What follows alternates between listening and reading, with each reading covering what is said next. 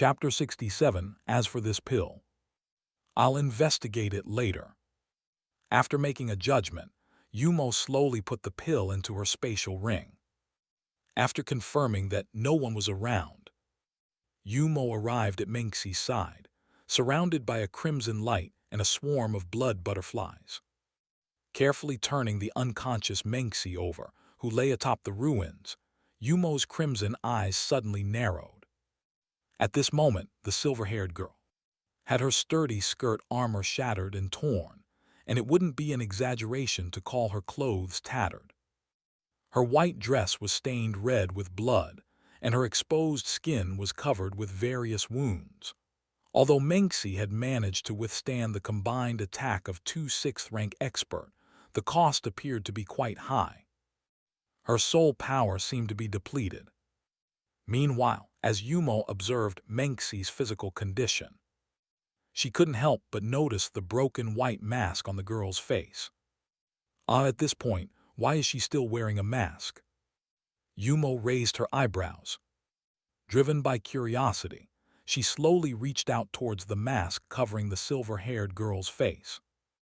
Ever since she first saw Mengxi, Yumo was extremely curious about the girl's true appearance. However, Mengxi never took off her mask, and Yumo's curiosity remained unfulfilled.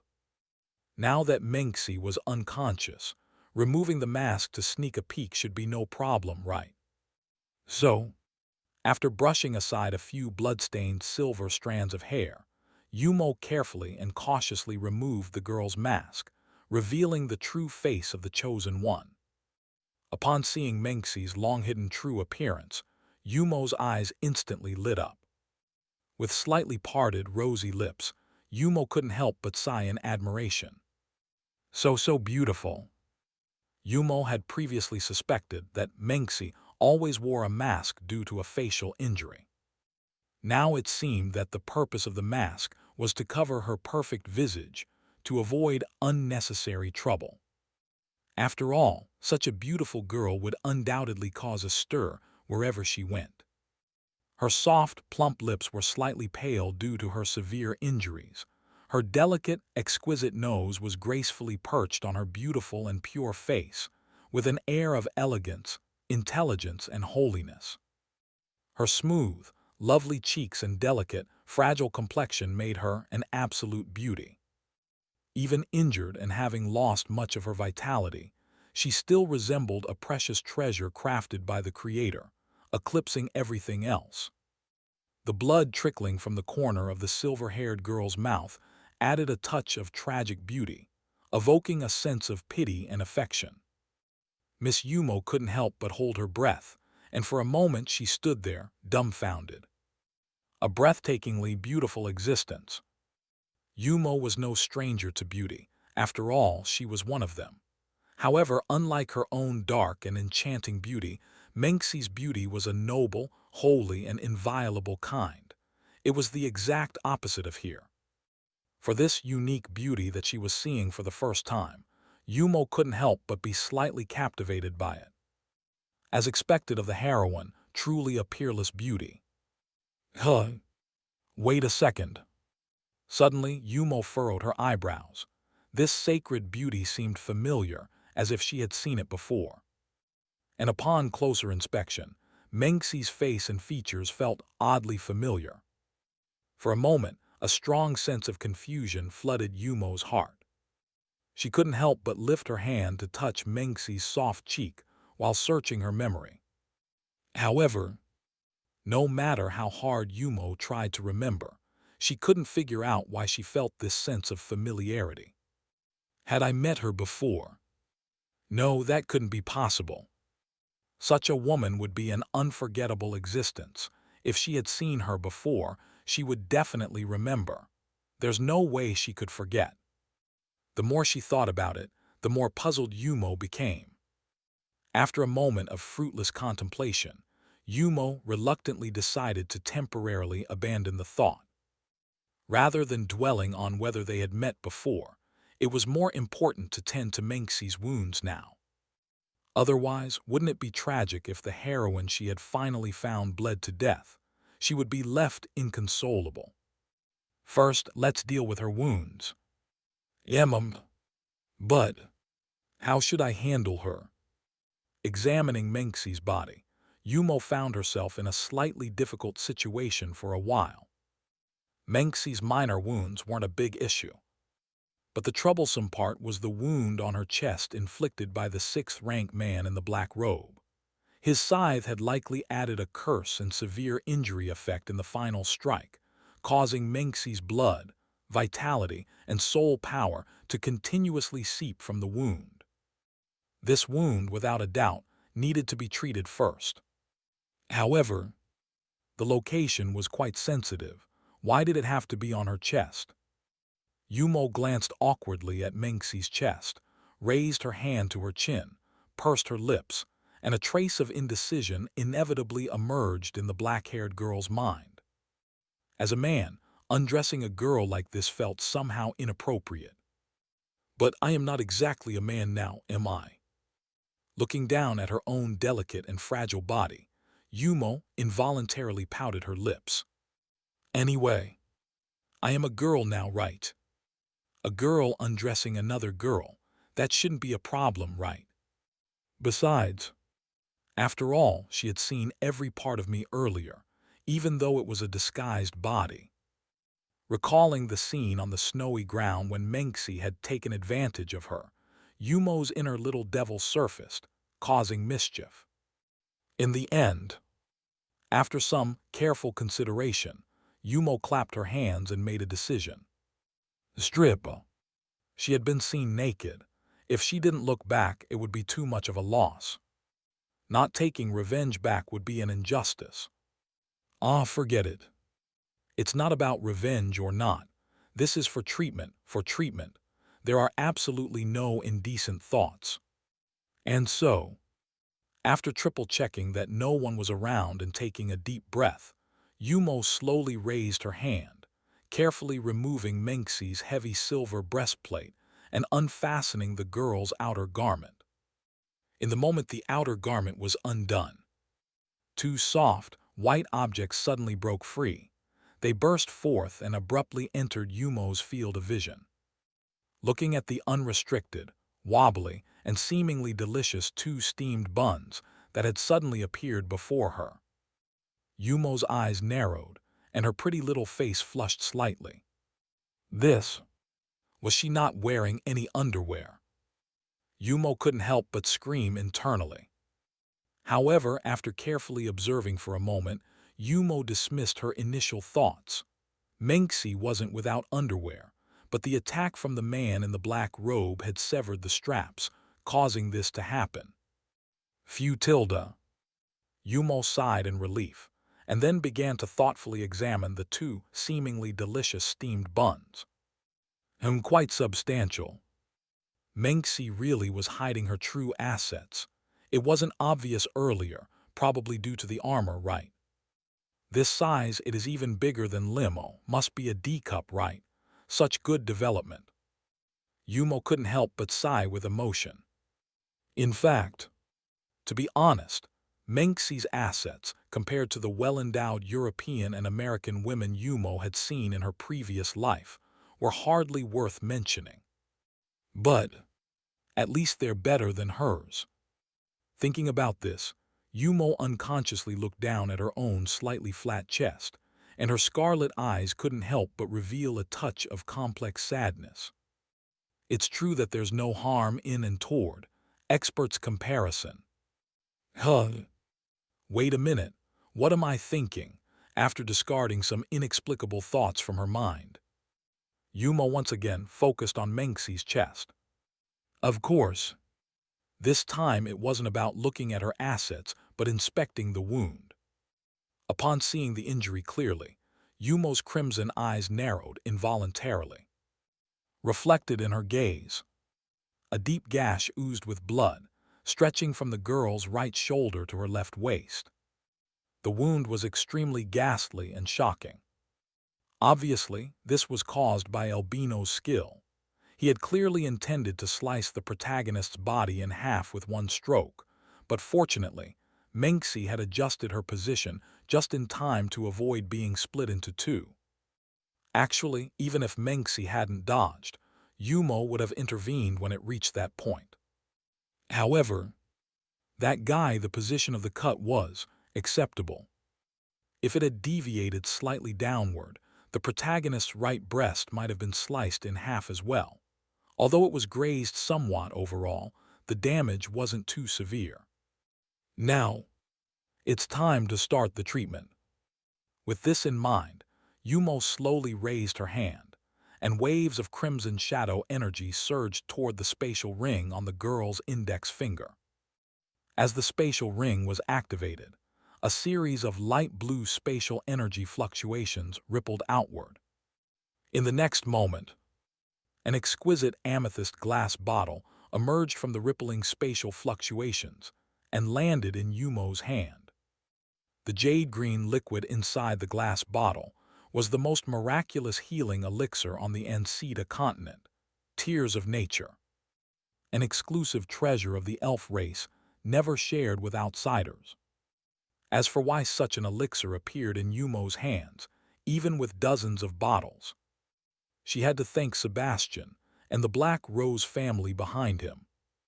These Tears of Nature were all gifts that Seba had brought to Yumo last time.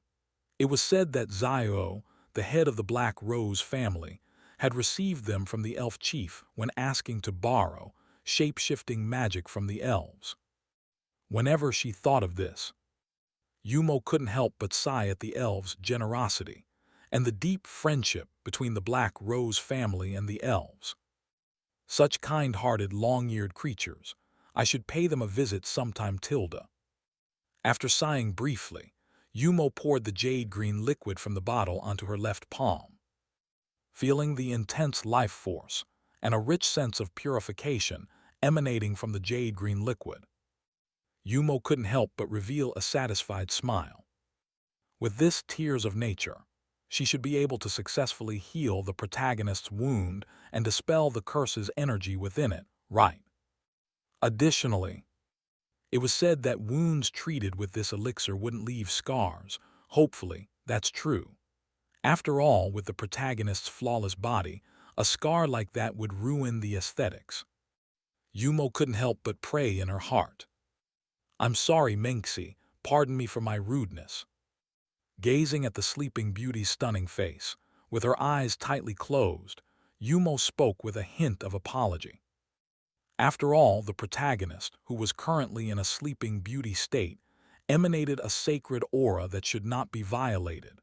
Taking advantage of her unconsciousness and touching her delicate body, especially in such sensitive areas, naturally filled Yumo with a sense of guilt. To a certain crown prince in the Snow Knight Empire, Tilda. I'm not trying to cuckold. I just want to save your future wife, Tilda.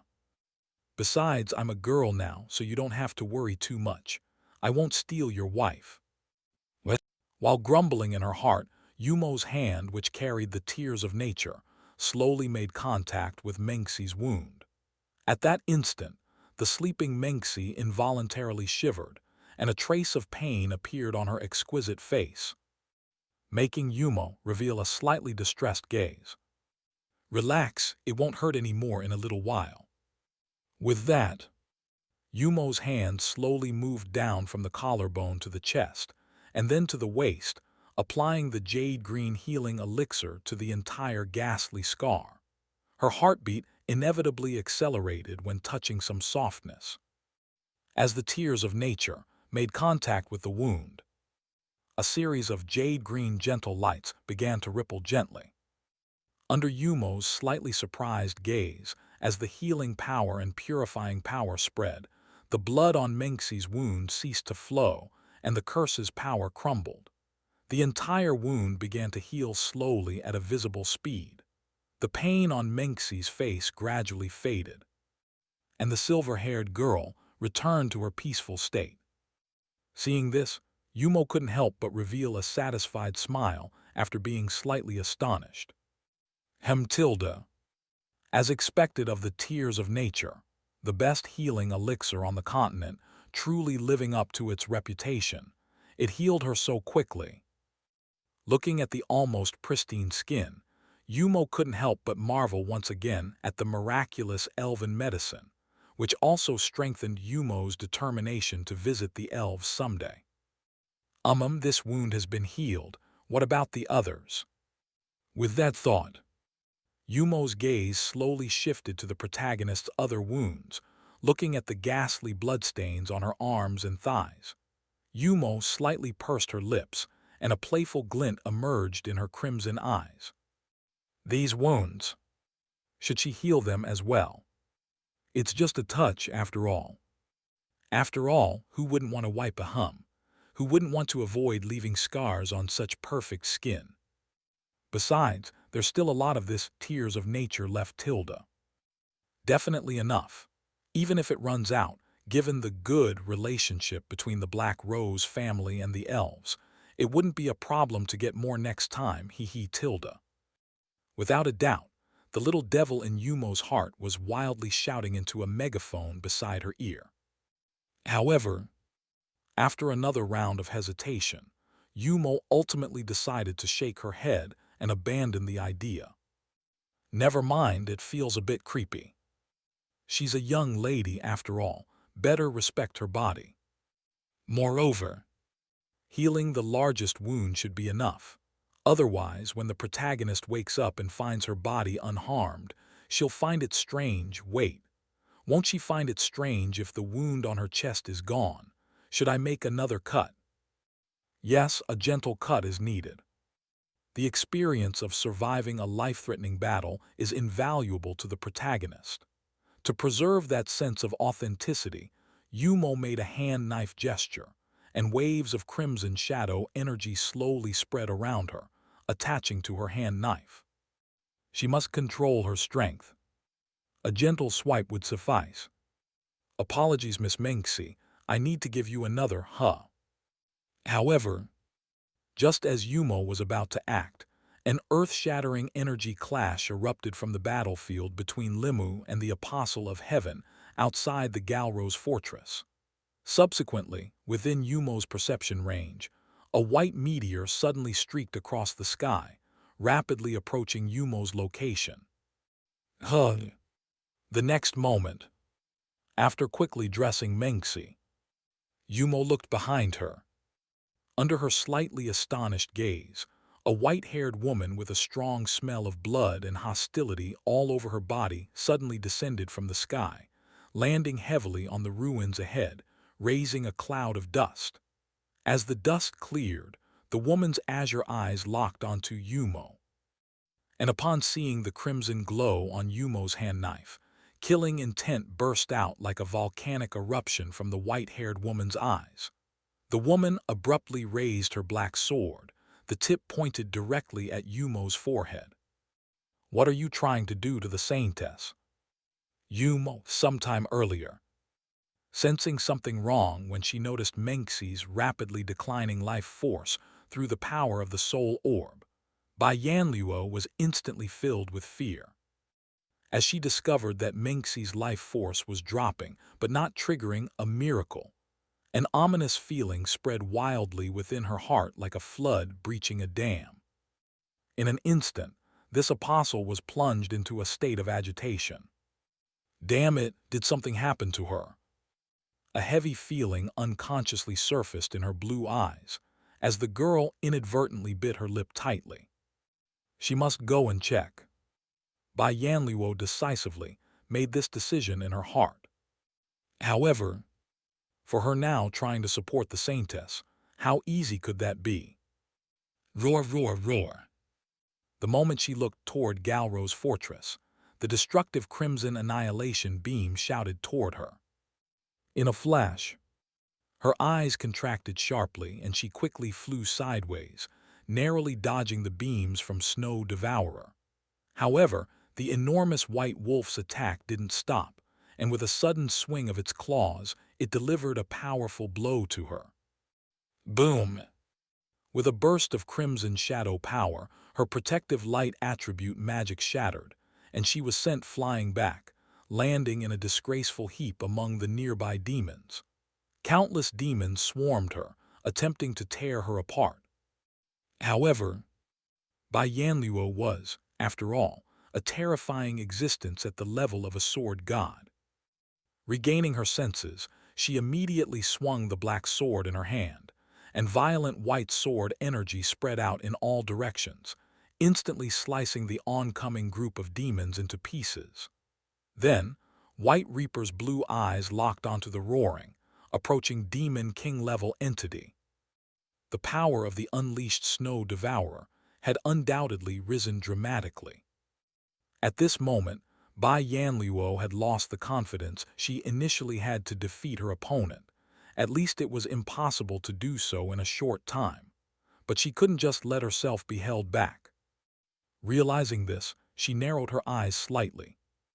If that's the case, Bai Yanluo suddenly took out 3 scrolls with golden patterns and numerous bottles of casting materials from her spatial ring, and without hesitation, poured a large amount of holy energy into them. Suddenly, a massive white magic circle emerged beneath her feet, and she clasped her hands together, her mouth rapidly chanting magical incantations. As the incantations were chanted, the released materials disintegrated into specks of white light, violently pouring into the magic circle. A dazzling pure white light gradually appeared in her eyes. Holy Domain Magic, 6 Pillars Demon Sealing Domain. When the magic circle was fully constructed, the ground shook violently. Countless massive cracks appeared in the snowfield. Under Snow Devourer's slightly astonished gaze, 6 pillars of light suddenly burst forth, standing tall around the huge white wolf. Then, a huge barrier was swiftly formed around Snow Devourer, with the 6 pillars of light as support, trapping this demon king-level existence within the towering curtain of light. Holy Domain Magic, 6 Pillars Demon Sealing Domain, was one of the highest-ranked spells that Bai Yanluo could use, a powerful magic capable of completely sealing several rank 7 demons with ease. However, Bai Yanluo knew that using Holy Domain Magic against a Demon King level being seemed somewhat insufficient. Considering the powerful fluctuations of the shadow force around Snow Devourer, this sealing spell probably could only suppress her for a few minutes. As Bai Yanluo predicted, the next instant, accompanied by a crimson energy explosion, the horrifying shadow force impact suddenly went rampant against the barrier. White cracks gradually appeared on the light screen and began to spread rapidly. As expected, this barrier can hold her for a maximum of 2 minutes. There was no time to waste. I need to hurry to Mengxi and take her away. After slaying 2 rank 6 demons that lunged at her, Bai Yanluo bent down and then leaped into the air. Surrounded by the aura of light sacred law, she turned into a white meteor heading toward Galro's fortress, where Mengxi was located. After a flash of white light, Bai Yanluo, who had accelerated with all her might, instantly returned to the interior of Galro's fortress and descended like a ground destroyer, stirring up dust. Mengxi! Dispelling the dense dust around her, Bai Yanluo anxiously called out. However, barely making a sound, Bai Yanluo was struck dumb on the spot, with astonishment, confusion, and anger among many other complex emotions welling up within her heart.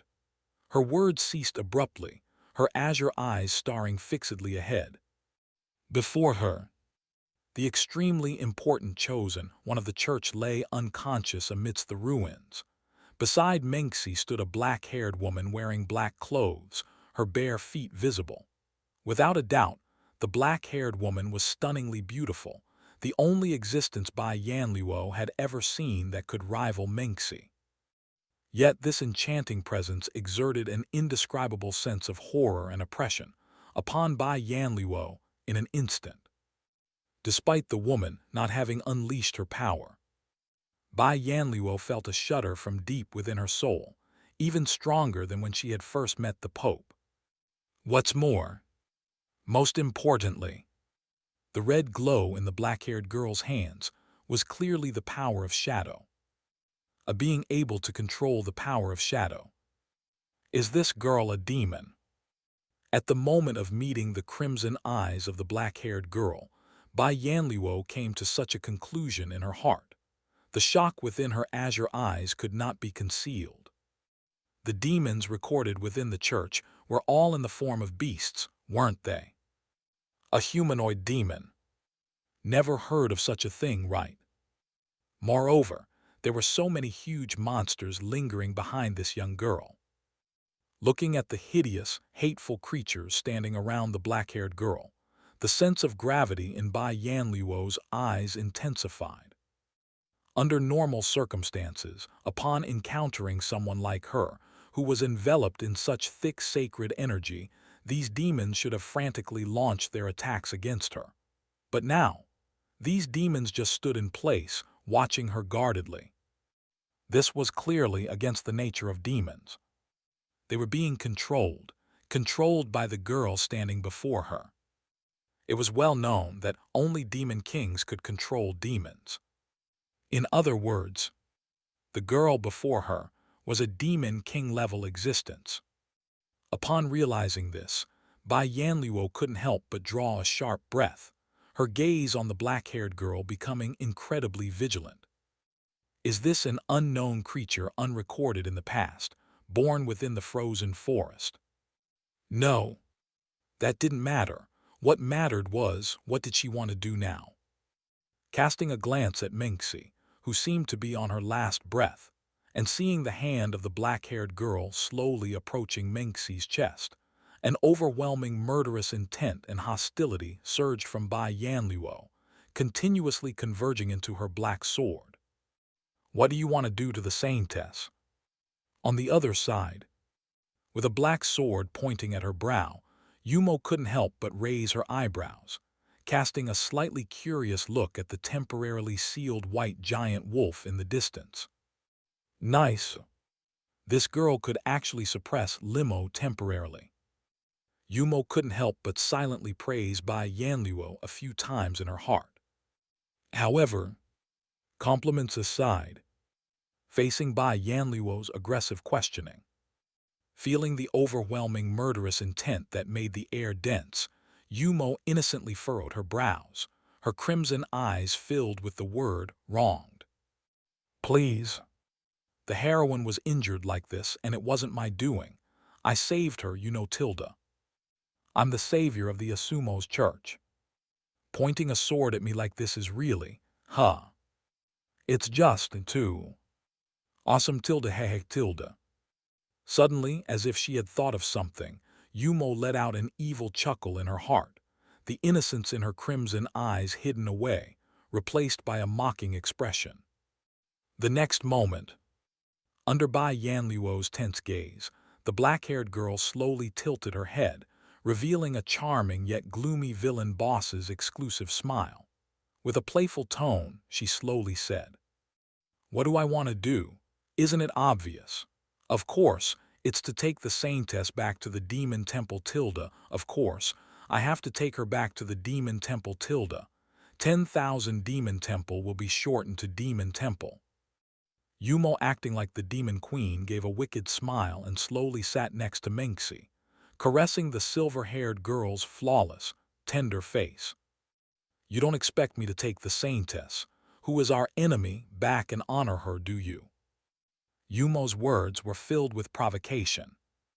Her crimson eyes mockingly gazed at Bai Yanluo. Such a beautiful girl, and the legendary saintess, naturally must be taken back for proper training and enjoyment, right? Miss Heavenly Apostle of Asumo's church. As her words fell, the demons surrounding Yumo cooperatively let out roars that sounded like wild laughter, casting mocking glances at Bai Yanluo. "You!" Hearing the sarcasm-laden voice, Bai Yanluo's heart was already filled with anger. Seeing Yumo treating the loved saintess in her heart so disrespectfully, Bai Yanluo's inner heart undoubtedly erupted, after confirming that the other party was indeed a demon and not a human. Bai Yanluo no longer held back, and her momentum skyrocketed at this moment. The surrounding air grew increasingly cold and bone-chilling, as Bai Yanluo's power was fully unleashed, and even space began to distort. An icy killing intent swept across the entire Galro's fortress. "You dare!" Bai Yanluo stared intently at the black-haired girl's enchanting pupils. Her freezing killing intent transformed into sharp blades, stabbing at the black-haired girl from all directions.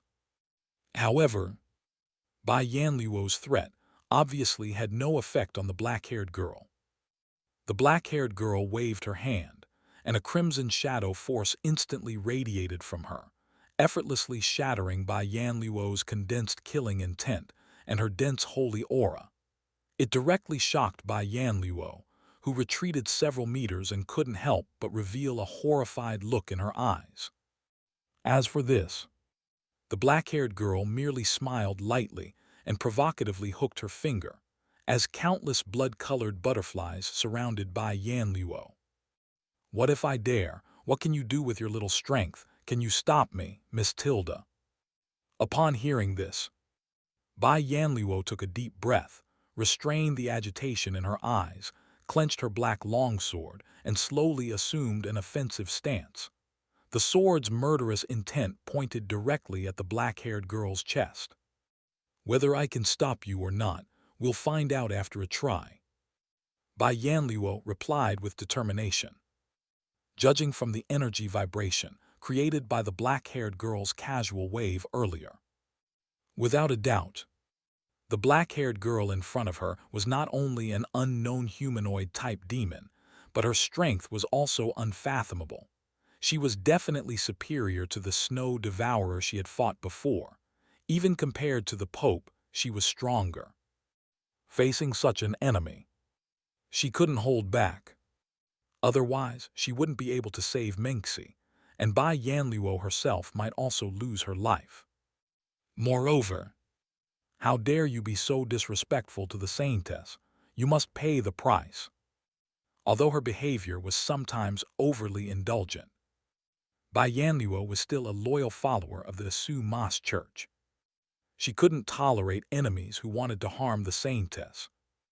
With such thoughts, Bai Yanluo's body temperature began to rise crazily, and her exquisite black gold armor and specially made battle clothing started showing signs of melting. The light attributed sacred aura within her body, and this astonishingly hot breath suddenly began to converge into the black longsword under Bai Yanluo's guidance, like water from a gushing spring. Some people, when extremely angry, often become even calmer. And seeing this scene, feeling the powerful holy aura raging around Bai Yanluo, the black-haired girl still appeared dismissive on the surface, but the corner of her mouth had already imperceptibly lifted slightly. "Tilda." Yes, just like this, Tilda. In the next instant, just as the black-haired girl had predicted, under the drive of anger and hatred, Bai Yanluo's momentum soared to its peak. Several high-level amplification scrolls, which she had kept as trump cards, were also fully activated by Bai Yanluo at this moment. The heavenly apostle's entire body was enveloped by terrifying energy. Merely standing there in an offensive stance, she caused such earth-shattering energy vibrations. The demons that rushed from all directions, attempting to ambush Bai Yanluo, were crushed into dust by the invisible pressure as they approached the heavenly apostle. Countless invisible swords seemed to surround Bai Yanluo. No, to be precise, Bai Yanluo, who assumed an offensive stance and released all her power without reservation, was herself a sword capable of tearing apart the stars and the seas.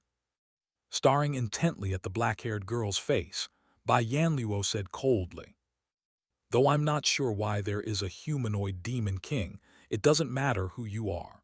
As long as you dare to harm the Saintess, you only have one path: death." As the words just fell, an intense flash of white light followed, and Bai Yanluo's figure abruptly vanished. The swarm of blood butterflies surrounding Bai Yanluo was enveloped by an invisible heat wave in an instant, turning to ashes at a visible speed. "Oh!"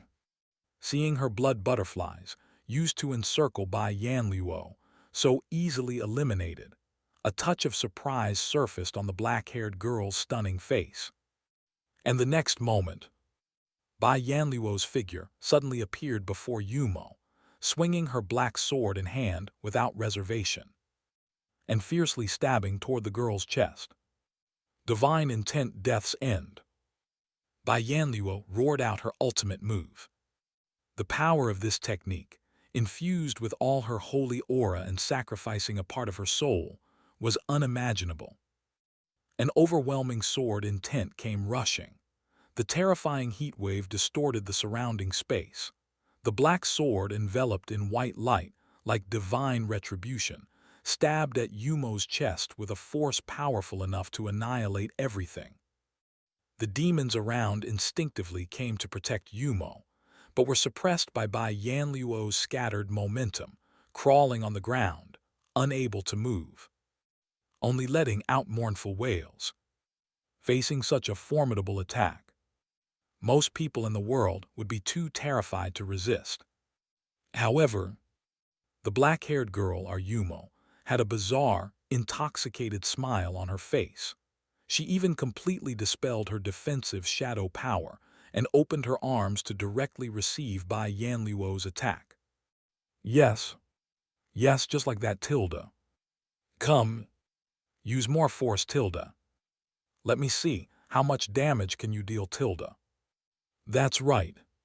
From the beginning, Yumo had deliberately provoked Bai Yanluo, hopping to force out her strongest move, and she could personally experience the power of a heavenly apostle's strongest blow. How much damage could the peak holy aura user of this continent deal to her in a single strike? Or rather, could it break her defense? Considering the fact that 400 years ago, the 3 saint-level heroes hadn't been able to dismantle her, even after working for 7 days and nights, Yumo thought it necessary to determine how much damage a heavenly apostle could inflict upon her. In the past, Yumo had considered asking her own children to attack her to test the effects, but those little guys refused without hesitation. They absolutely wouldn't attack her, even going on a hunger strike, which made Yumo very frustrated. So she had to rely on Bai Yanluo for the experiment. If a rank 8 existence could hurt her, then in the future she could carry out Plan A, train the protagonist to rank 8. In that case, during the final boss battle, she could just let them loose, and they would eventually completely destroy her through sheer attrition, Tilda. That way, the trial would come to a smooth end, Tilda. And then she could return to her original world, Tilda.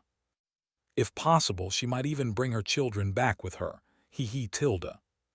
With that thought, Yumo revealed an expectant gaze and looked at Bai Yanluo with encouraging eyes, leaving the latter completely puzzled. Though she couldn't figure out what the black-haired girl was thinking, Bai Yanluo still dismissed the distractions in her mind and resolutely launched Death's End toward the humanoid demon king-level existence.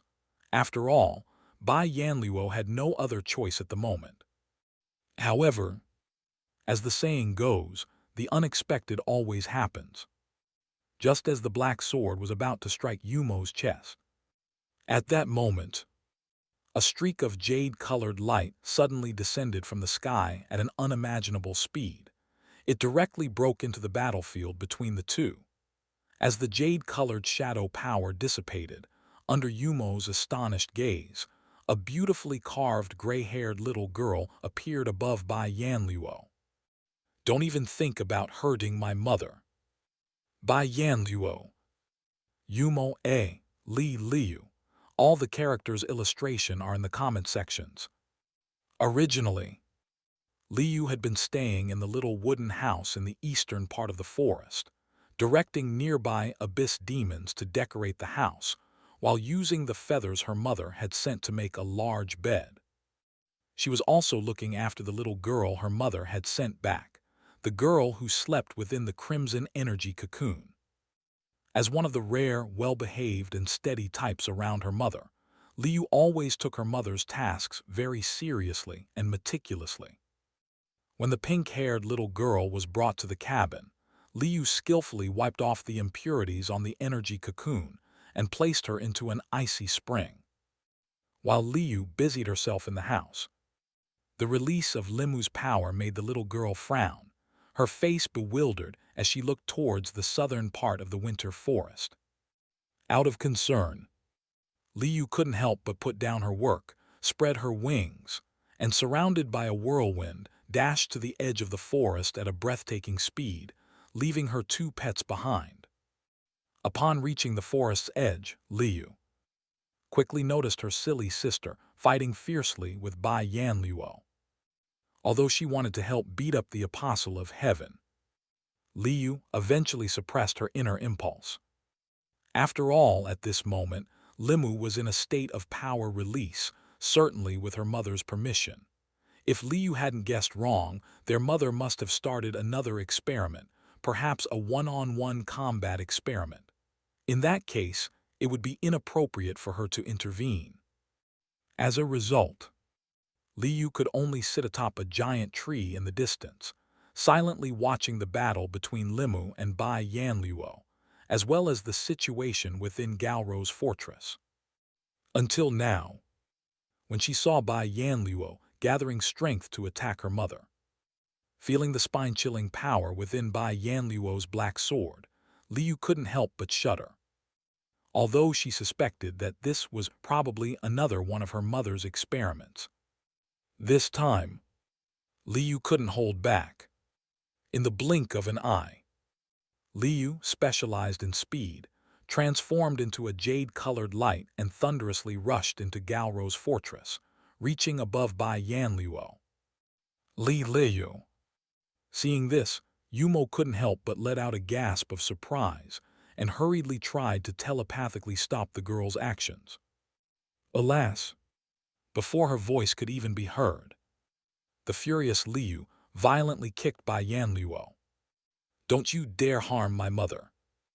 Accelerating while diving from the sky, coupled with the dense power of shadow around her legs, as well as her inherently powerful body as a demon king, Liu's speed undoubtedly reached an extreme level.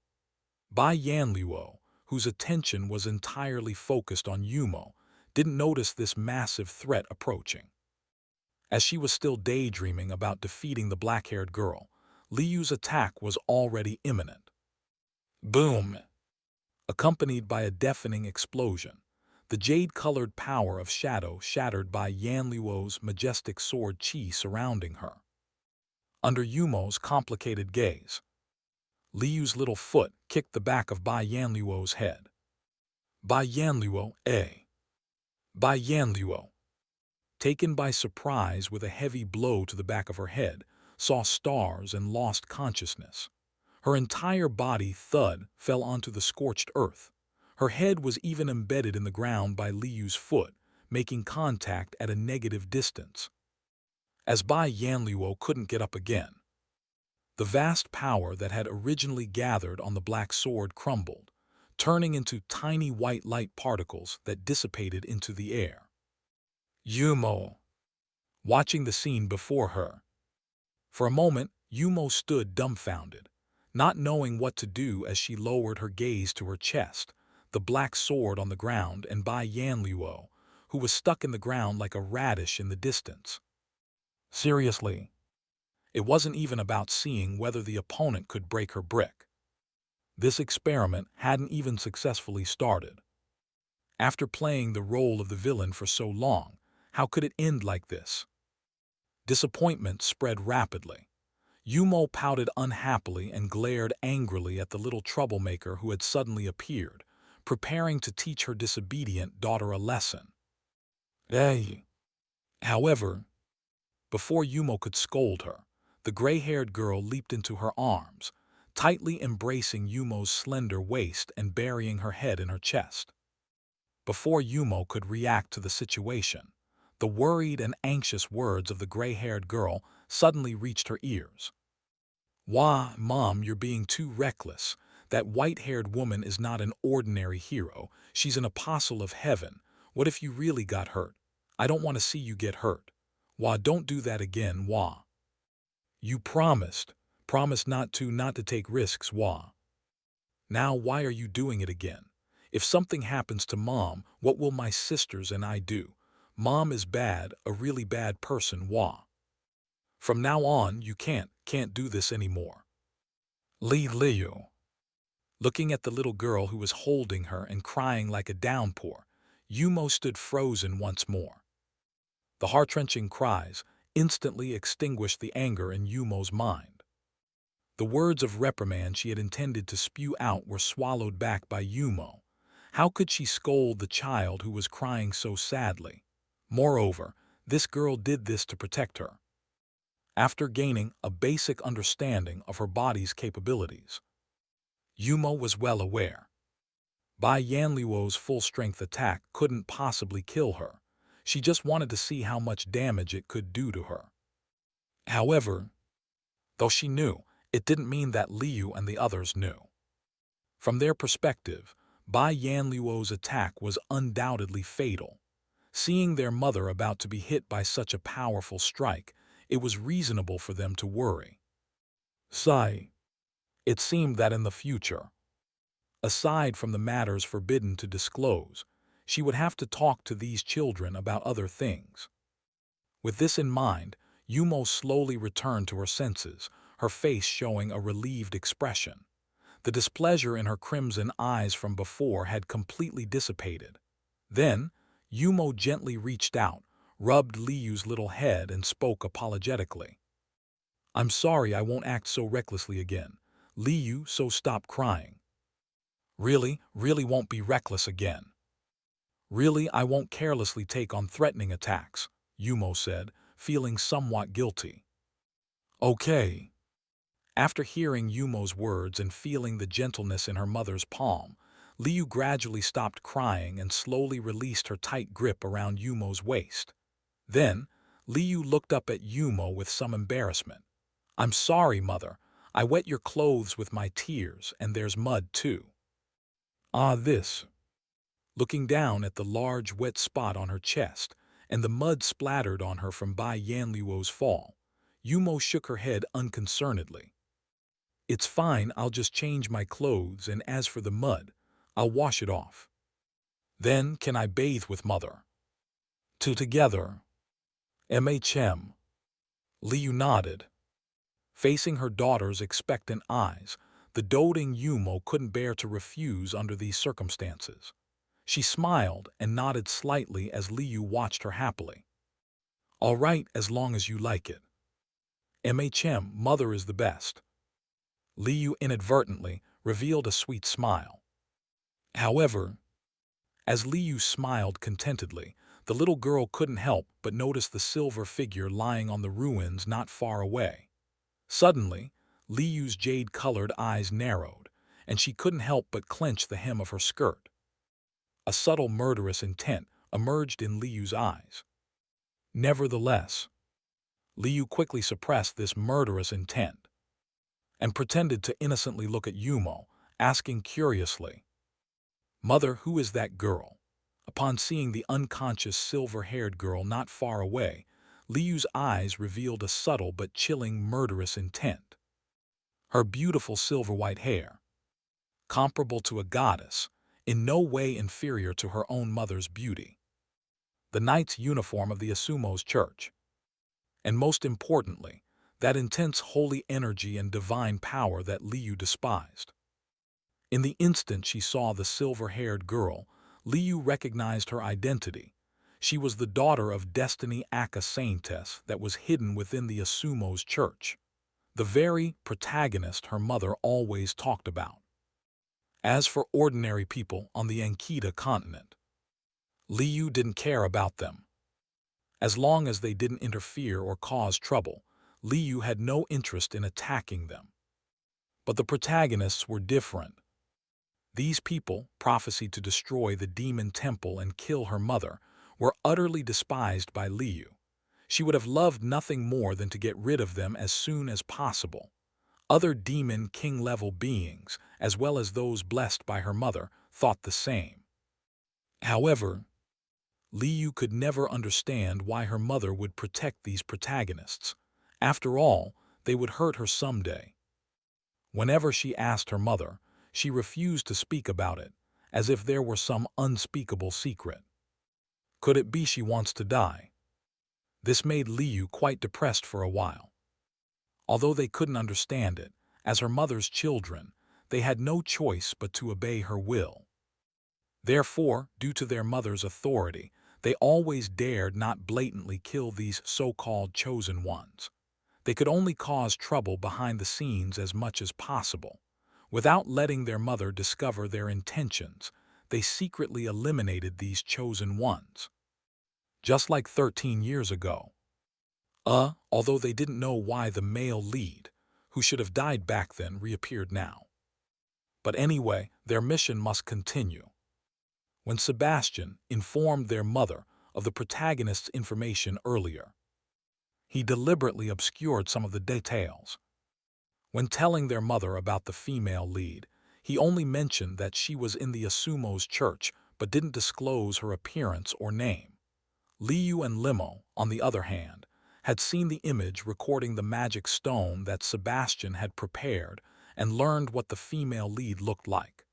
They did this so that they could take advantage of an opportunity to strike later, to create an accident and send her to her death. That's why Liu recognized the girl's identity the moment she saw Menxi. I didn't expect this woman to meet Mother. Damn it. Liu couldn't help but curse inwardly. At this moment, she seemed to realize why her foolish older sister had suddenly disobeyed their mother's orders and attacked the Galrose fortress earlier. Indeed, their mother was right beside the female lead. How could she possibly let the female lead come to any harm? Sister, your intelligence is worrisome. Liu's jade-colored eyes slightly narrowed, and she inwardly criticized her older sister. Since the female lead was with their mother, they couldn't attack her directly. They had to look for an opportunity. Also, Liu had to pretend not to recognize the female lead. If she recognized her identity immediately, it might arouse their mother's suspicion. With such judgment, Liu deliberately put on a confused expression and shook Yumo's right hand. She pointed curiously at the silver-haired girl not far away, who was wrapped in blood-red butterflies and crimson light. Her murderous intent and hostility were already completely hidden, undetectable by anyone. Mother, who is that girl? Why were you protecting her just now? Liu's tone was filled with confusion. Compared to the naive Limo, who was like a husky and couldn't deceive anyone, Liu could be considered an actress in the abyssal demon world. After hearing Liu's words, Yumo looked a bit troubled as she glanced toward Menxi's location. That girl, M. A touch of struggle emerged in Yumo's crimson eyes. Actually, she knew that her children disliked the protagonist group a little bit. After all, these chosen ones were their natural enemies, so it was normal for them to feel this way. After hesitating for a moment, Yumo reluctantly smiled and gently patted Liu's head. The situation with her is a bit complicated. I'll tell you about it later. Okay. Seeing that her mother didn't want to say more, the well-behaved Liu naturally wouldn't ask any further. Anyway, she already knew everything clearly. There was only one thought in Liu's mind right now. How to secretly kill this saintess.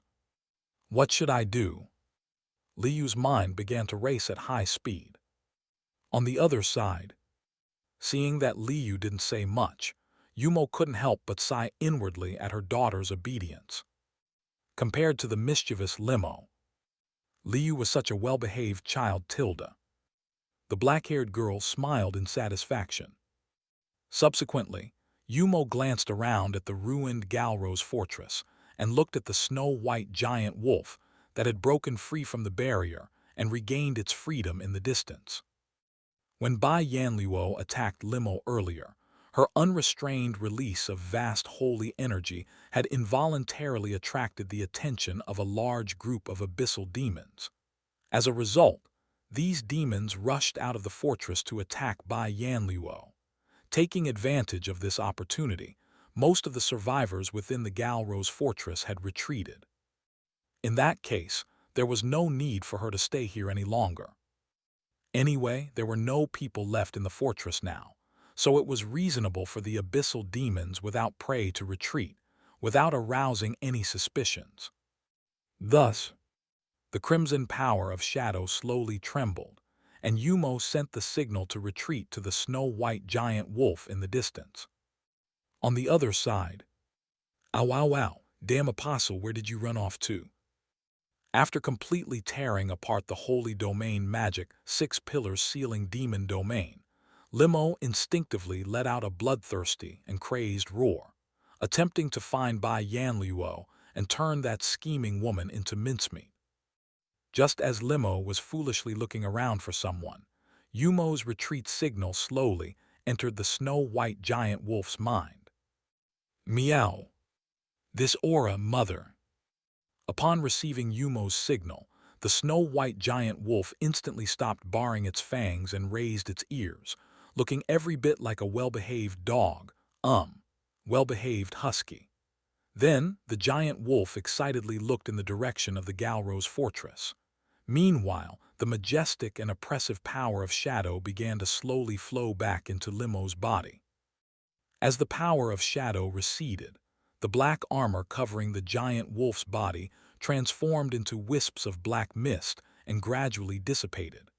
The hideous black patterns also slowly disappeared, and Limo gradually returned to her original giant wolf form. The instincts of the abyssal demon were once again suppressed within Limo's body. The massive body was now under the control of reason. Then, this silly giant wolf, upon hearing Yumo's call, instantly forgot about her fight with Bai Yanluo and her previous disobedience by attacking the fortress on her own. Hooray, we can go home now. This was the only thought in Limo's simple-minded head at this moment. So, the snow-white husky happily wagged its tail, preparing to run towards the Galrose fortress to pick up her mother and sister and return to the great forest, completely forgetting the sad fact that she might face some punishment when she gets home. Sister, why did Liu come as well? Feeling her sister's presence, the little white wolf blinked in confusion. Just then Limo's brows furrowed, and she curiously looked up at the sky. At this moment, in the endless blue sky above, a meteor, shimmering with dazzling purple light, suddenly cut through the clouds and was speeding towards Limo's location. Limo, meow, what the, meow. What is that? Staring at the purple meteor rapidly approaching her location in the sky, countless question marks surfaced in Limo's mind, and the little white wolf was undoubtedly baffled. With her extraordinary perception, Limo had already seen the true nature of the purple meteor. It was an elliptical object the size of a bed, wrapped in a metal shell. The metal shell was adorned with various strange runes, somewhat resembling magic runes. Stranger still, this elliptical object had purple flames coming out of its rear end. Apart from the purple flames that seemed to propel and accelerate it, Limo didn't sense any energy fluctuations from this hunk of metal. It seemed to be just a high-speed flying piece of iron. What the heck is this? The little white wolf gazed puzzled at the rapidly approaching meteor, while the surrounding abyssal demons, equally clueless, imitated Limo's action and looked up at the purple, unknown object.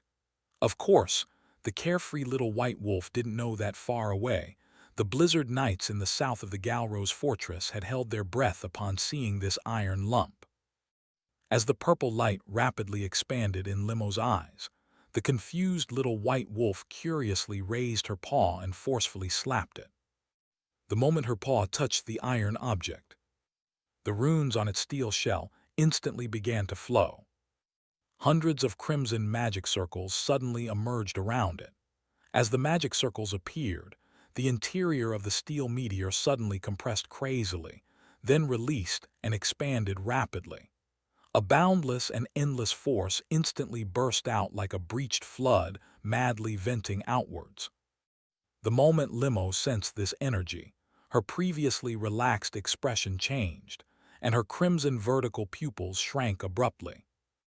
The crimson power of shadow suddenly emerged from Limo's body, attempting to form an energy barrier for protection. Unfortunately, it seemed Limo was a little too late. The next instant, the energy sealed within the steel meteor had completely broken free from its magical constraints. Bloom, accompanied by a deafening explosion.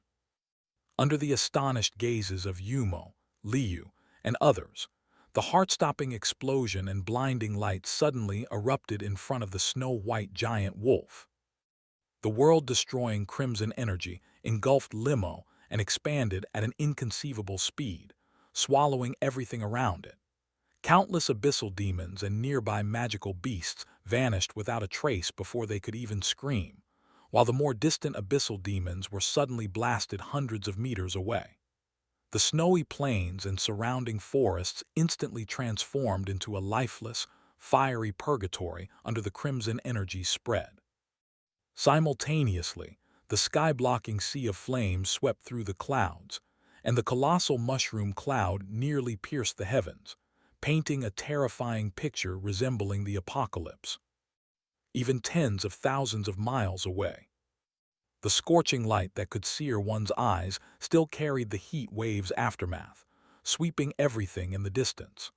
The entire northern region of the Snow Knight Empire seemed to feel a strong sense of shaking at this moment.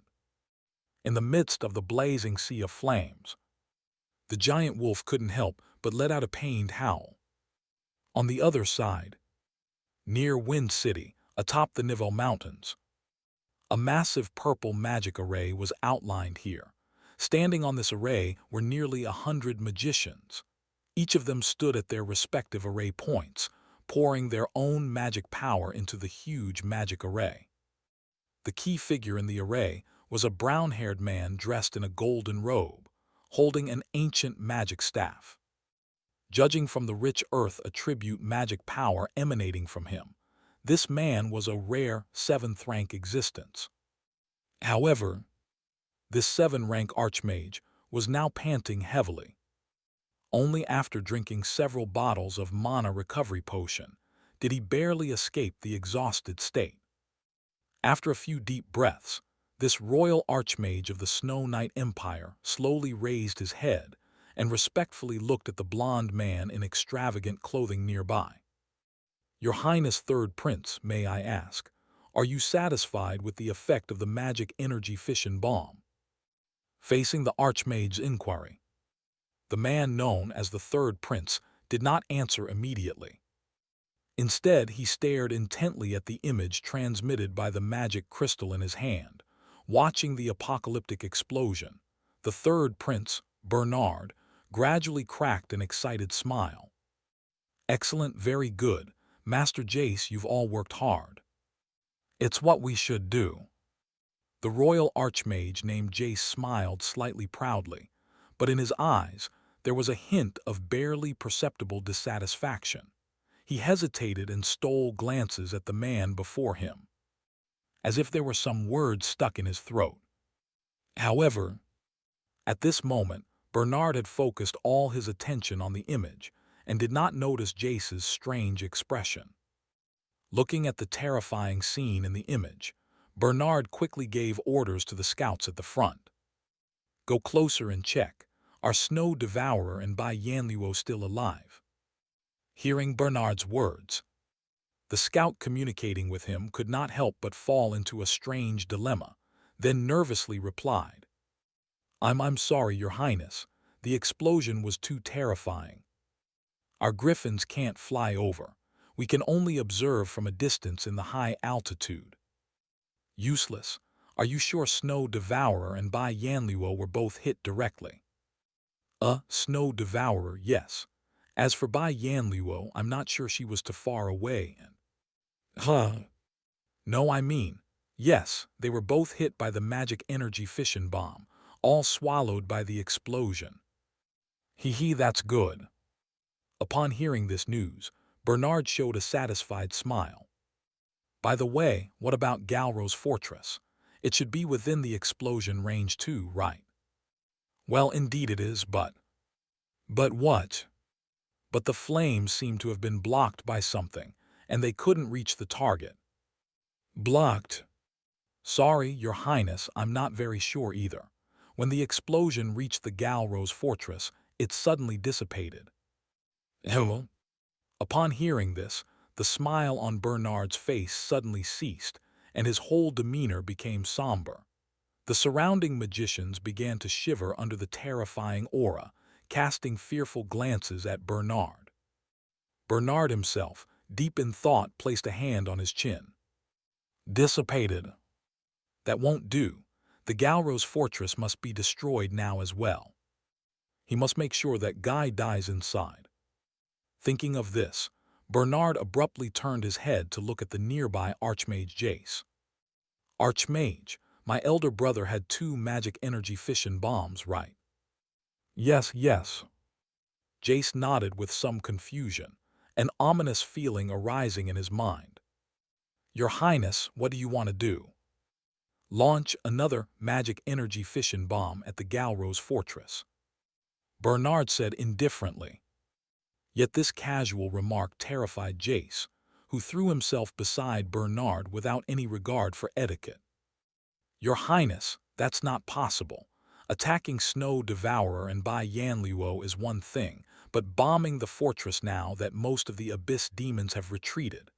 And you should know that Duke's troops are nearby. It will bring the relationship between the royal family and the northern territories to a new low. I know that.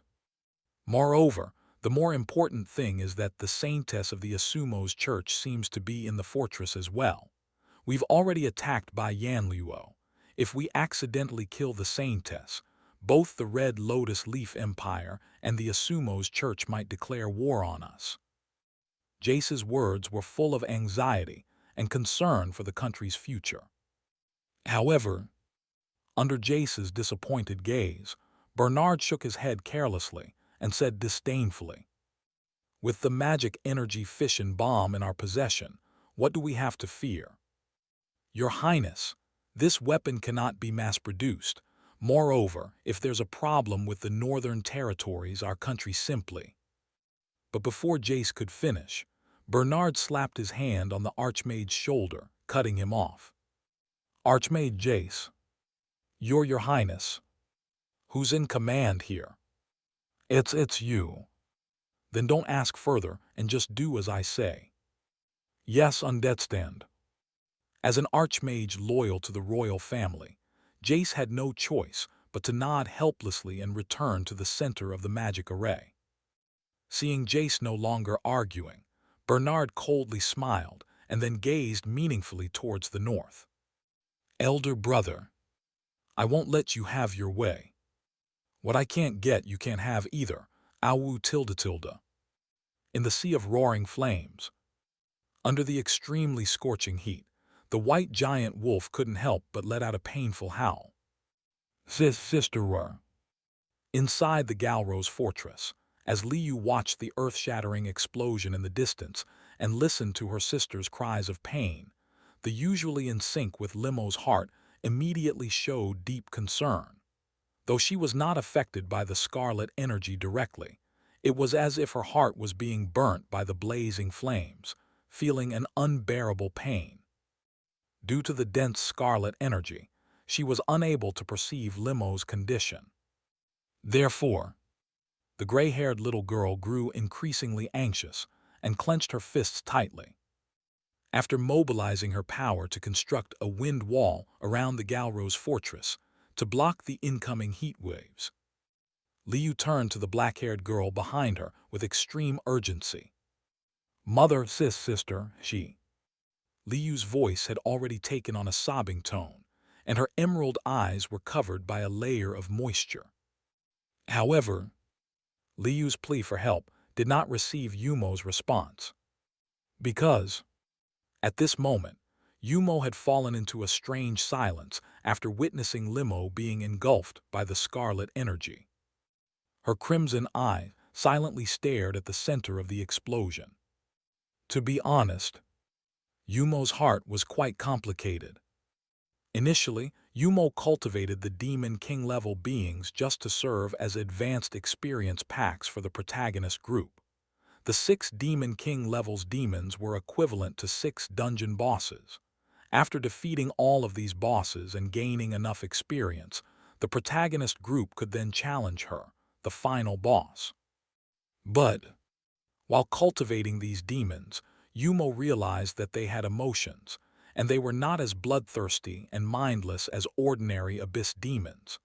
As time passed, Yumo's feelings for these little ones grew stronger. Being called mother by these little ones every day, and watching them grow step by step, Yumo gradually regarded these Demon King-level beings as her own children. No mother would want her children to be hurt, let alone killed. Therefore, Yumo had always been conflicted, wondering whether she should let these children confront the protagonist group in the future.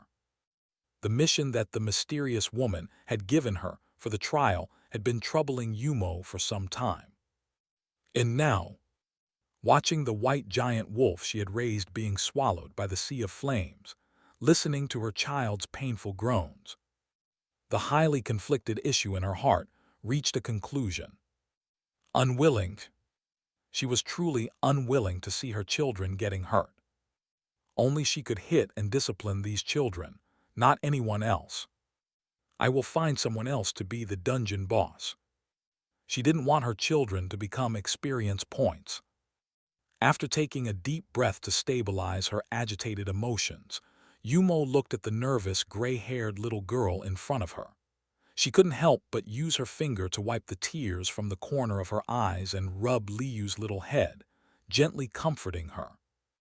"It's all right, your sister is fine, she just suffered some burns." Really? Hearing her mother's words, the uneasiness in Liyu's emerald eyes dissipated slightly. "Yes." Yumo nodded. She had already placed the protective power of shadows within Limo. Unless an extraordinary being attacked Limo, the girl would be fine, only suffering some injuries at most. "Dispel the flames and bring your sister back, and use this to heal her while you're at it." As she spoke, Yumo took out an exquisite crystal bottle from her spatial ring, which contained tears of nature. I got it." After receiving the crystal bottle from her mother, the anxious Liyu immediately spread her wings and transformed into an emerald light, rushing towards the direction of her sister. As Liyu departed, the gentle expression Yumo had used to comfort Liyu gradually faded from her face, replaced by a bone-chilling coldness. Then, the black-haired girl slowly raised her head, looking towards the horizon. At this moment, a steel meteorite wrapped in purple light once again approached at an extraordinary speed from afar. Gazing at the approaching steel meteorite, Yumo's crimson eyes narrowed slightly. Not only did they attack her daughter, now they want to kill the female protagonist too. Since they want to die so badly, so be it. In that instant, a gloomy smile emerged on Yumo's face, and her crimson eyes rarely filled with a chilling, murderous intent. Elsewhere, atop the Enki mountain range in the southern part of Galro's fortress, watching the earth-shattering explosion in the distance, the scarlet flames that pierced the sky, and feeling the scorching breath rushing from afar, tens of thousands of soldiers from the Wind City and various fortresses instantly felt a chill down their spines, looking in horror at the red light breaking through the sky. Even the Marquis Xiumu, who was a sword saint expert, was no exception. He was utterly shocked. Although he had guessed that the weapon would be powerful, he didn't expect it to be this terrifying. At this moment, he understood why the royal family had been so aggressive towards the Red Lotus Empire and the Asumos Church lately. It turned out they had developed this weapon. However, how did the Crown Prince manage to develop such a terrifying weapon? recalling the blond man he had once seen in the palace. Xiumu still felt a lingering fear even now. No, don't think about that now. What's the situation with that Demon King-level being? Hearing Xiumu's words, the Knight Captain Secta nearby shook his head helplessly. The aftershock of the explosion is too strong. The Griffin scouts in the sky can't get close. We can't confirm the current status of the Snow Devourer. The only thing we can be sure of is that the magical fission bomb hit the giant wolf right on its head. Ah, I see. Yes, Marquis, what do you think? Can this weapon kill Snow Devourer? For this question, Xiumu hesitated slightly. I'm not sure. After all, I'm not exactly clear how strong a Demon King is. But after such an explosion, even a Demon King-level existence would be severely injured, right? That should be the case. Xiumu thoughtfully looked forward. Although he was very puzzled by the royal family's decision to attack Snow Devourer and Bai Yanluo together, he guessed that after this round of explosions, the abyssal demons would most likely retreat, right? Realizing that the crisis in the north might be resolved, Xiumu couldn't help but let out a sigh of relief. However, at this moment, a knight beside him suddenly cried out in panic. Marquis, that over there. The knight's cry made Xiumu frown, and he hurriedly turned his head to follow the knight's gaze toward the sky. Those nearby did the same. Then, in the next instant, everyone's faces changed drastically. Fear rapidly spread through their hearts and quickly spread like a virus within the army. At this moment, in the sky, a familiar scene was playing out once again. The steel meteorite wrapped in purple light suddenly entered everyone's field of vision, and its falling direction was none other than Galro's fortress. Recalling the previous large-scale explosion, Xiumu's eyes shrank, and he clenched his teeth tightly. If this magical fission bomb landed on Galro's fortress, then all of them would be within the explosion's range. Whether or not the weapon could kill a Demon King being, Xiumu really didn't know, but if they were caught off guard, Xiumu was certain that most of the soldiers behind him would be killed. With a heavy heart, Xiumu abruptly turned around and issued a command to the soldiers behind him with all his might. Quick retreat and activate the magical barrier, hurry. The roar filled with powerful fighting spirit pulled everyone's consciousness back to reality. The knights hurriedly began to evacuate and tried to activate the defensive magic. However, compared to the speed of the falling steel meteorite, their speed was like that of a turtle. Faced with the purple light falling without warning, they had no time to retreat, nor could they build a defense. All they could do was watch helplessly as the steel meteorite rapidly fell to the ground with fear and helplessness in their eyes. It's over. Xiumu clenched the hilt of his sword unwillingly. And at that moment, the almost despairing elderly Marquis's eyes suddenly shrank, revealing an incredulous look. At this moment, just as the magical fission bomb was about to make intimate contact with Galro's fortress and unleash its world-ending fury, a strange red light suddenly flickered within the fortress. And with the flickering of the red light, a vast swarm of blood-colored butterflies burst forth from within the fortress. What is that? Butterflies? Those are butterflies. Why would they appear in the north? They shouldn't exist in this cold wintry region, right? No. That aura is the power of the shadow and abyssal demons. Realizing this, Xiumu's eyes shrank abruptly. Before he and the surrounding snowstorm knights could figure out what was happening. With the appearance of the red light and blood-colored butterflies, an invisible wave of pressure emanated from Galro's fortress, roaring like a raging sea. It instantly swept across tens of thousands of miles. The terrifying blood-red oppression made Xiumu tremble uncontrollably. The vast and undoubtedly powerful storm of shadow aura hit everyone's souls. 90% of the tens of thousands of soldiers in the army lost consciousness uncontrollably under the baptism of this wave and collapsed to the ground. Of course, their warhorses were no exception. Although Xiumu, with his strong strength and resilient willpower, did not faint on the spot like most of his subordinates due to the sudden release of the aura. Even so, he could only support himself on the snow-covered ground with his trembling sword. With an incredulous and horrified expression, he stared at the red light that had burst forth from Galro's fortress. If it were to be said that the previous magical fission bomb explosion left Xiumu utterly astonished, then now, the bloom of this blood-red light had directly turned Xiumu into a mercilessly shocked machine. This power, is it Demon King level? Is it the new Demon King that was born earlier? No, it's not right. This is definitely not Demon King level. It's some existence even more terrifying than a Demon King.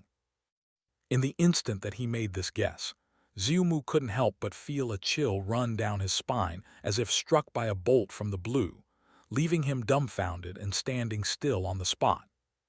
In the next moment, under Xiumu's stunned gaze, the magical fission bomb suddenly emitted a dazzling purple light. However, at this moment, the purple light compared to the red blood light that soared into the sky. While not exactly equal, it could be described as a world of difference. Boom! Accompanied by a deafening explosion, the magical runes on the fission bomb began to operate rapidly. Endless crimson energy broke through the steel shell, erupting wildly outward.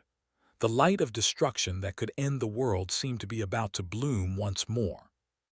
However, at the very moment when the crimson energy had just exploded and was about to expand, Xiumu saw an unbelievable scene. Countless butterflies emitting a strange red light suddenly flew up from Galro's fortress, directly surrounding the scorching energy that could destroy the world. However, the extremely high temperature that could easily vaporize metal had no effect on those blood-colored butterflies. And as the blood butterflies swarmed, the energy that was about to expand began to shrink instead. Ultimately, under Xiumu's dumbfounded gaze, the crimson energy completely dissipated, leaving no trace of its existence. What just happened? Witnessing the magical fission bomb inexplicably turning into a useless scrap of metal, Xiumu's heart wasn't filled with any joy of a crisis being averted. Instead, he felt an indescribable shock and confusion. However, Xiumu seemingly had no time to ponder his inner confusion, because the very next moment, under Xiumu's and many other conscious beings' horrified gazes, the countless blood butterflies hovering above Galro's fortress, which had swallowed the magical fission bomb, suddenly turned into crimson meteors, attacking from the south. Not good. The monster has detected our presence. Although the oppressive shadow power that had been dominating the area around the blood butterflies was now gone, Xiumu didn't dare to let his guard down. His inner trembling had reached an unprecedented level as he forced himself to stand up and tightly grasped his sword, readying his offensive stance. He knew very well that with his own Saint Level 7 strength, he could not possibly fight against the blood-colored butterflies in front of him. But he couldn't just sit and wait for death either. Even if it meant death, he had to fight. A rich, crimson fire element sword aura suddenly attached to his sword. Xiumu held his breath, preparing for the last fight of his life. Other conscious warriors who still had fighting power also readied themselves for battle. Trembling, they stared at the approaching blood butterflies. However, embarrassingly, as everyone prepared for a desperate fight, the swarm of butterflies flew right over their heads. Xiumu, all the soldiers, What's going on? Watching the departing swarm of blood butterflies, Xiumu, who felt like he had a new lease on life, once again stood dumbfounded on the spot, raising his head with a blank expression, looking towards the distance where the blood butterflies were flying. Why aren't they attacking us? And, wait, which direction is that? They're on the other side, near the Windy City, atop the Neville Mountains. What's going on here? Looking at the magic stone in his hand, which was used for transmitting images, Prince Bernard, the third son of the Emperor, couldn't help but frown. His displeasure instantly made the surrounding atmosphere extremely oppressive. Seeing this, Jace, the Archmage, who had become extremely weak after firing the magical fission bomb again, hurriedly came to the third prince's side after drinking 5 bottles of magic replenishment potions, and asked puzzledly, "Your Highness the third prince, is the attack going smoothly?"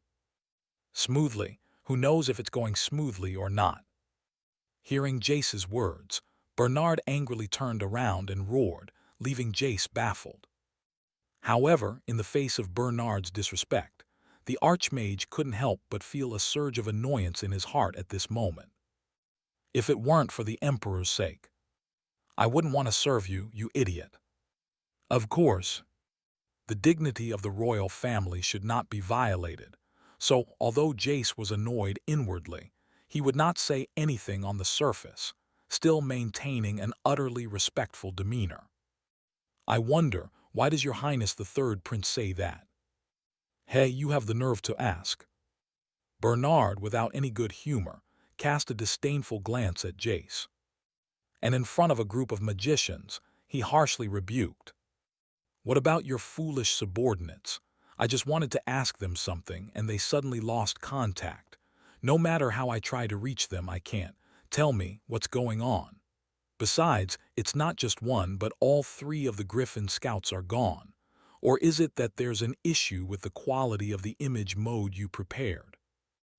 This a loss of contact. Hearing these words, Jace couldn't help but frown. This should not be possible. Jace suddenly felt a wave of confusion. 3 communication soldiers, from 3 different angles, all in the high skis far away from the Abyssal Demon and outside the explosion range of the magical fission bomb. They shouldn't have been in any danger. Even if there was, it's impossible for all 3 of them to encounter problems simultaneously. Something was not quite right. Just as Jack felt puzzled, his brow suddenly furrowed deeply. The next moment, Jace hurriedly grabbed the third prince's arm and pulled him out of the parasol's coverage. Jace's sudden forceful move naturally made Bernard very displeased. The angry flames seemed to erupt from his light blue eyes. You old thing, what are you trying to? However, just as he was about to scold Jack, several unidentified black objects, accompanied by a sticky, foul-smelling liquid, suddenly fell from the sky, crashing heavily onto the spot where Bernard had been standing. What is this? And when they saw the black objects clearly, both Bernard and the nearby magicians shuddered involuntarily. Even Jace, the battle-hardened archmage, couldn't help but knit his brow. Because the black objects in front of them were the previously missing scouts and their black griffin mounts. However, at this point, their bodies were already torn apart, scattered into pieces of corpses on the ground. The foul-smelling liquid from earlier was the blood plasma from their bodies. Additionally, judging from the frozen expression on one of their faces, they must have encountered something terrifying before their death. What is going on here? Looking at the corpses on the ground, Bernard couldn't help but feel terrified and retreat in fear. At that moment, Bernard was even more astonished to discover the bright sunshine had disappeared. The sky had turned dark. Is this some kind of joke? Bernard shook his head in disbelief. As he looked up at the sky, the once radiant sunshine that shone on the Neville Mountains was gone. A mass of crimson clouds had suddenly appeared overhead, blocking the sunlight. It filled the entire Neville Mountains with a strange red glow. Furthermore, upon closer inspection, what was in the sky was not ordinary clouds. It was an endless swarm of blood-colored butterflies. The sky above the Neville Mountains was completely obscured by blood butterflies. Butterflies were typical, beautiful creatures. However, the butterflies in the sky evoked an indescribable eerie feeling in Bernard. Gloomy, oppressive, horrifying. Moreover, their sheer number was hair-raising. In the instant he looked at the sky, Bernard couldn't help but retreat, as an unprecedented uneasiness surged in his heart. It wasn't just him. The surrounding magicians and royal guards also stared at the sky in horror. What on earth is happening? That was the question on everyone's mind. However, it seemed that their questions would not be answered. Or rather, they didn't have time to ponder it anymore. In the next moment, under the dumbfounded gazes of Bernard and the others, red lights converged in the middle of the blood-colored cloud layer. An overwhelming, soul-crushing pressure suddenly descended from the sky, bearing down on everyone. In an instant, Bernard, the dignified third prince, spat out a mouthful of blood and fell to his knees in agony. The same happened to the others with insufficient power. This archmage, what is happening? The sudden anomaly jolted Bernard back to reality. Then, the terrified third prince quickly turned to Jace for answers. However, Jace could no longer concern himself with the safety of the third prince.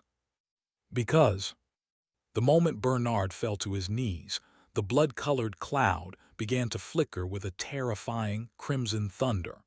Overwhelming power gathered within it, continuously compressing and condensing. Jack was horrified just by sensing the aftereffects of the red thunder. The archmage quickly realized that, if this crimson thunder struck, all of them would undoubtedly perish. Their only options were either to use all their haste magic to escape alone, or take the initiative to attack and break the accumulating power of this mysterious force. Obviously, as the royal archmage, Jace chose to fulfill his responsibility. He would protect the members of the royal family.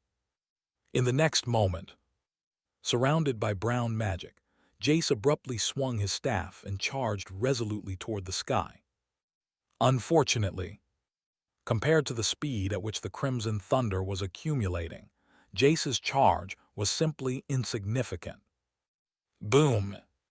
With a flash of lightning and a furious burst of red light, dozens of crimson thunders suddenly descended from the sky. Under the horrified and desperate gazes of Bernard and the others, Jace was struck by the thunderbolts. In an instant, Jace's white magical barrier shattered completely. He himself, engulfed in immeasurable pain, was hit by the crimson thunder and turned into ashes, dispersing with the wind. He couldn't even let out a cry of anguish. How could this happen? Witnessing this, Bernard's courage shattered, and he remained kneeling on the ground, unable to move. His expression was twisted and comical due to extreme fear. As for the guards around the third prince who barely had the strength to move, they desperately rushed to his side, attempting to take the dazed prince and flee the scene. However, the crimson thunder did not give them time to escape. Suddenly, amidst waves of desperate cries, dozens of beams of thunderous light continued to converge, abruptly forming a giant red energy sword. Surrounded by countless blood-colored butterflies, it came crashing down. In the next instant, boom! Accompanied by earth-shattering rumbling, the crimson thunder scattered, and the terrifying force of the shadows rapidly spread. The blood-colored light pierced the sky, At that moment, the entire Neville mountain range became history.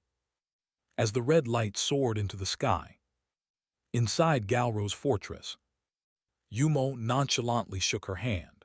The anger and killing intent in her eyes seemed to dissipate along with the receding crimson light around her. That should be enough. A little punishment is enough. Sigh. Yumo couldn't help but sigh in her heart, feeling a little conflicted. After all, those she had obliterated into nothingness seemed to be the elite troops of the Snow Knight Empire, right? There was even a 7th-rank saint.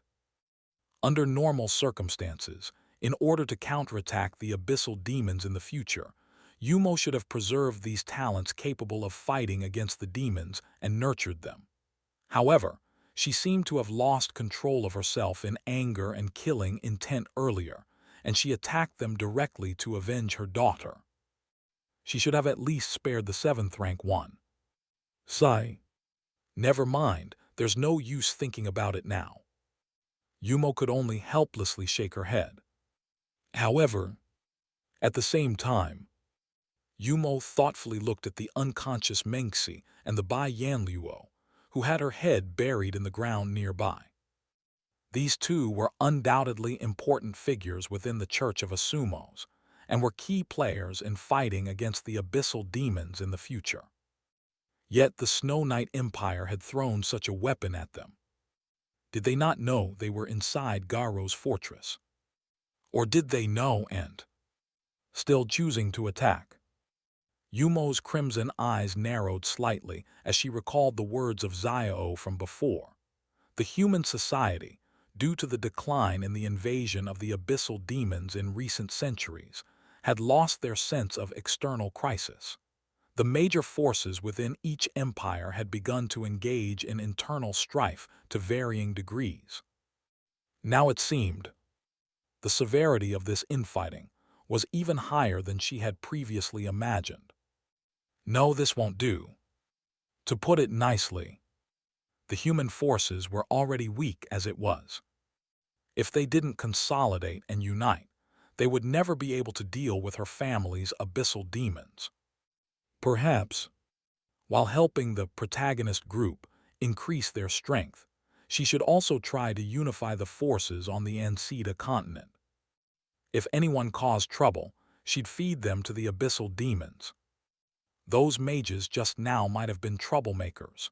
They deserve to be eliminated. Yes, that's right. After thinking this through, Yumo suddenly felt much more at ease.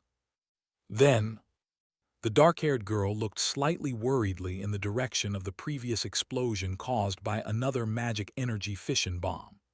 At this moment, the crimson hellfire that had covered the plains and a large swath of forest was dispersed by a gust of wind. In the next moment, accompanied by the flickering of emerald light, the gray-haired little girl flapped her wings, slowly descending from the sky, and landed in front of Yumo. Undoubtedly, the little girl was Liu. At this moment, Liu held in her arms a fluffy, soft little white wolf dog, which was actually the shrunken limo. As the little white wolf continued to take advantage of Liu's embrace, it suddenly raised its head upon sensing Yumo's presence, stuck out its tongue, and looked at Yumo with a charming expression, instantly easing her worries. It seems that everything is fine, huh? Smiling, Yumo reached out and rubbed the little white wolf's head. Liu, who was holding her sister, also gave a slight smile, her expression full of relief. Yes, mother, everything is fine. She was just caught off guard, suddenly being bombed and suffering severe burns and significant consumption of energy. As for the burns, I've already healed them using tears of nature. And as for the energy consumption, it will gradually recover. Upon hearing Liu's explanation, Yumo nodded her head in satisfaction. As for the little white wolf, it seemed to become even more comfortable with Yumo's touch and couldn't help but wag its tail, causing Yumo's brows to twitch involuntarily as a hint of doubt emerged in her crimson eyes. Speaking of which, isn't your sister acting a bit silly again? Ah well. Looking down at the little white wolf in her arms, Liu sighed helplessly. It seems to be because her head was directly hit by the explosion just now, causing a concussion. Like before, she's temporarily entered a silly dog mode. Yumo, forget it. She's already silly enough. How much sillier could she get? After rubbing the little wolf cub's head, Yumo sighed with a sense of resignation. Forget it as long as she's fine. Meow tilde. The little wolf, who was enjoying Yumo's touch, naturally had no idea what Yumo was thinking and was simply wagging its tail happily. Seeing her sister transformed into such a silly, adorable state, Liu sighed helplessly. It seemed, in the near future, she would have to play the role of a babysitter once again. After a slight sigh, Liu slowly looked up, meeting Yumo's crimson eyes filled with motherly affection. Mother, what should we do now? There are still quite a few people over there. As she spoke, a cold, murderous intent emerged in Liu's emerald eyes, sending a shiver down the spines of the two little white birds on her head. Liu then glanced at the southern part of Galro's fortress, where Marquis Xiumu and the others were. After all, in Liu's eyes, these people were also part of the Snow Knight Empire and had conspired to hurt her sister. For these people, Liu already had the urge to cut them all into pieces. In any case, most of those people had already collapsed, and a few gusts of wind could put an end to them once and for all. However, in response to Liu's question, Yumo shook her head indifferently. As for them, it doesn't matter. Let's leave them alone. Understood, Mother. Seeing that Yumo had no intention of taking action, Liu decisively retracted the murderous intent in her eyes, returning to her usual kind and gentle demeanor. Clearly, playing the role of a good daughter was more important to Liu than venting her anger. So, Mother, what now? Shall we go back? Yumo nodded slightly. Then, under Liu's slightly astonished gaze, she walked over to the silver-haired girl nearby and gently cradled the scarred and unconscious heroine in a princess style.